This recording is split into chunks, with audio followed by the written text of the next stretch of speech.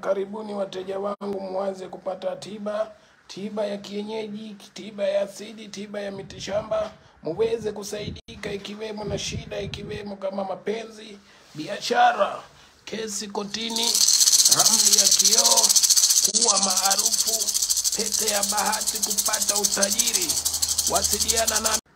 karibuni wateja wangu muanze kupata Karibuni wateja wangu muanze kupata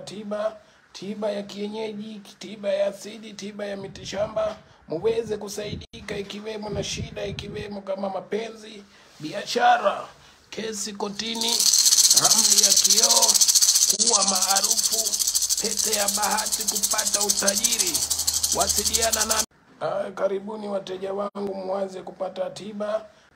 Karibuni wateja wangu muanze kupata